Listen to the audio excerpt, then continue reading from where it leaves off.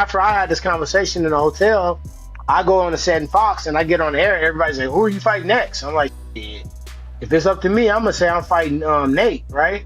So now Dana went on, "Oh well, if he's betting his house, then that means he's homeless. He's not fighting Nate." Tyron Woodley, he said this week, "I think I'll fight Nate Diaz this year. If I had to bet my house on it, that's my next opponent." So I want to ask, is Tyron gonna be homeless after that bet? He's homeless. Yeah, he's full. He's full of. That fight was never made.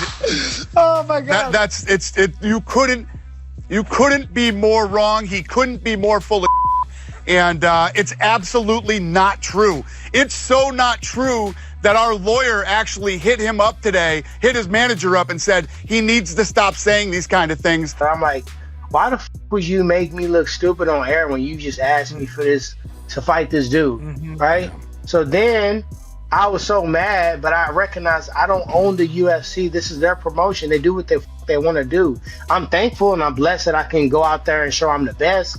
So then I couldn't beat his ass, but I surely went into the studio and made a song called "I Beat Your Ass." So when I made that song, "I Beat Your Ass," the story behind that song, it was really for Dana, because I wanted to beat his ass. What? Because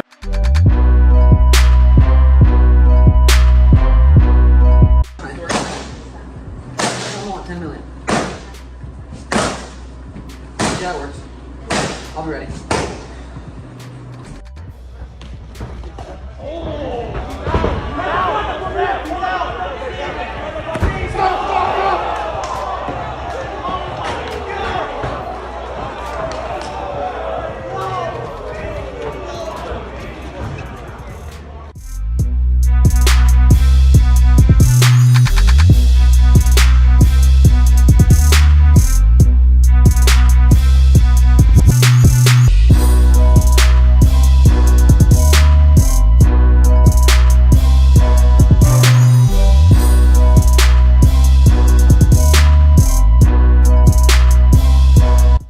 I'm going to tell you something. He's going to have to eat some punches to win this fight, period. That's it. I mean, O'Malley is a sharpshooter. If you go in there thinking you're not getting hit or you're just going to do this or do that, I think that's a huge mistake. You know, before the Marlon Moraes fight, I told him, hey, if I tell you how many times I worked on getting underneath the left hook with him, and that's exactly the punch he got hit with. But before leading up to the fight, go, Marab, you're going to get hit. The guy said, you know, he hits hard. And I said, you're going to have to walk through fire at some point in this fight. And that's exactly what he did. So it's going to be kind of the same thing. He's going to have to eat some shots. And I think, you know, as long as you're ready for, you know, Kenny, it's like, I'm not saying anything new, but it's the shot you don't see. Yeah. Like when you see a shot, even if it's hard, you can deal with it. You know what I mean? Or at least I feel like that, you know.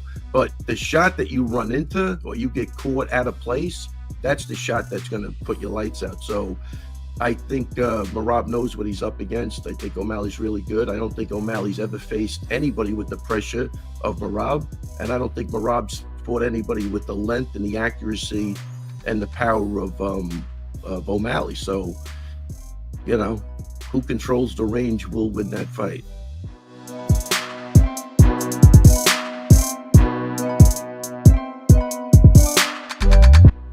I mean, for me, when I think about it, I don't see anybody taking the belt away from me. So it doesn't matter really who it is. But obviously, I want to have the fight where it's for my legacy. I think people will forget about Usman, and they're saying, oh, Usman's on a 3-fight losing streak. But I think people need to give him his respect for taking that fight against Chimaev on 8 days' notice and then taking him to war, right? But people look at Shavkat and say he deserves it because he's undefeated. He's the boogeyman, 18 finishes. But, you know, he's doing all this talking. But you just had a full year off of doing nothing. And you finished Wonder Boy. So it tells me you're fragile. And when I fight a fragile guy, I'm going to break him in there.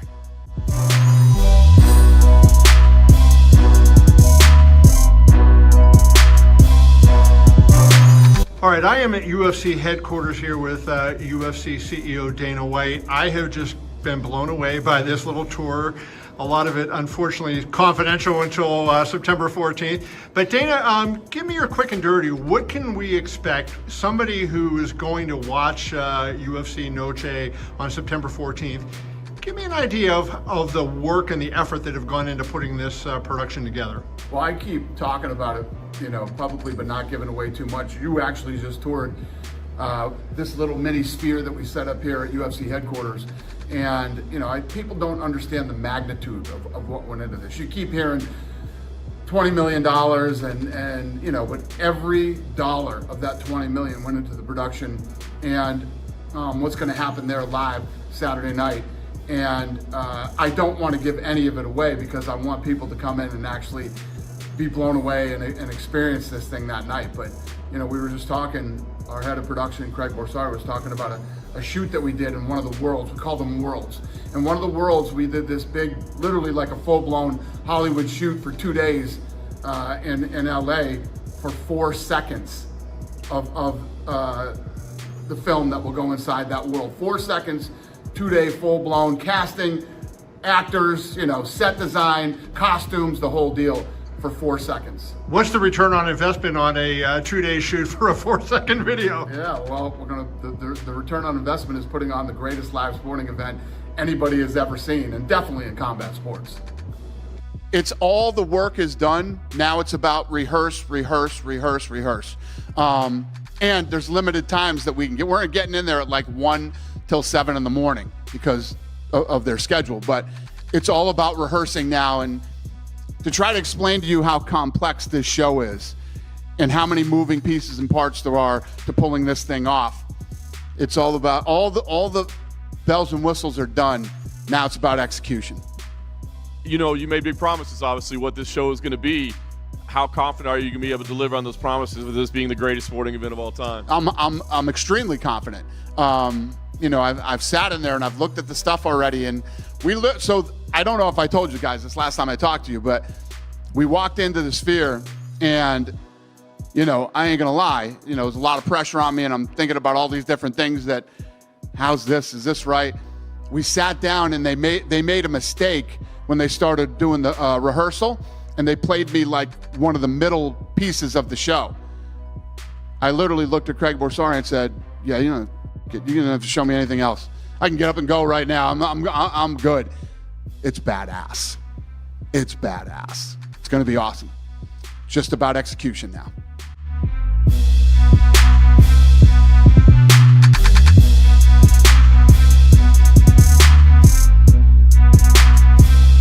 The UFC offered me a fight. I say yes and the guy say no. Because I know the fight they need to make is Gregory Robocop and Paolo De Reyes Costa. That's the fight. I can say that here. Ikran Aliskerov. But he say no. He don't want the smoke. But I think if Paolo is the guy can get the challenge. Let's go.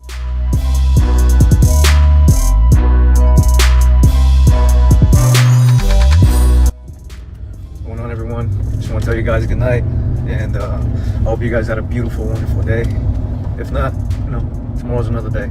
But we had a very productive day today. A lot of talking, a lot of game planning for the final touches of what is to come here September 14th. 11 days out, and we feel amazing. We're doing great. And that's it, man.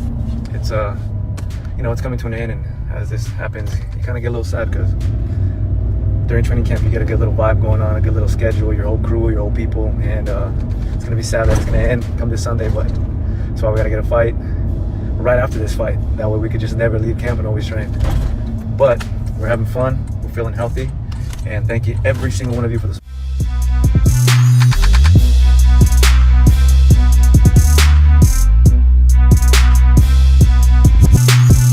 Conor released a statement saying, "Bare Knuckle Warriors, let's go. We are live this Friday from Salt Lake City, Utah, with the ladies flyweight title on the line as our dominant world champion Christine Ferreira looks to defend her belt against the explosive up-and-coming Jade Masson Wong. A cracking matchup. The ladies leading the charge once again.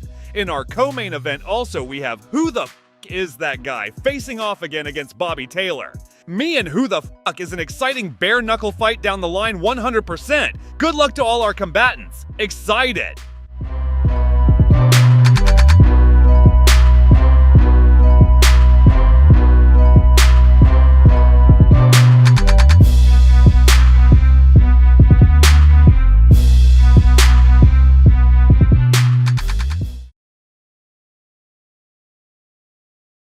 Got me acting crazy as fuck. You know how love will do. Don't believe I'm leaving your ass. No, I ain't bluffing you. That everything that you ask is not enough for you. No, I ain't gassing you. No, I ain't bluffing you. Stuff you feel it in his face. Babe, now I'm f***ing you. Then you bustin' up. Then I said, are you done? Are you done with the smoke? Can we move that shit along? You say, yeah. Yeah, that lasted a whole goddamn day. Now we back at it. I can't take all this madness. I can't stomach all this damage. You get on my goddamn nerves, but you got them juicy ass curves. And I kicked her ass to the curb. But that puppy dog face so perfect. Oh, falling in and out of love, in and out of love with you. Falling in and out of love, in and out of love with you. Falling in and out of love, in and out of love with you. Falling in and out of love, yeah. Did everything that you asked, it's not enough for you. Don't believe I'm leaving your ass, now I ain't bluffing you. Falling in and out of love, in and out of love with you. Falling in and out of love, in and out of love with you. Falling in and out of love, in and out of love with you. Falling in and out of love. He's full. He's full of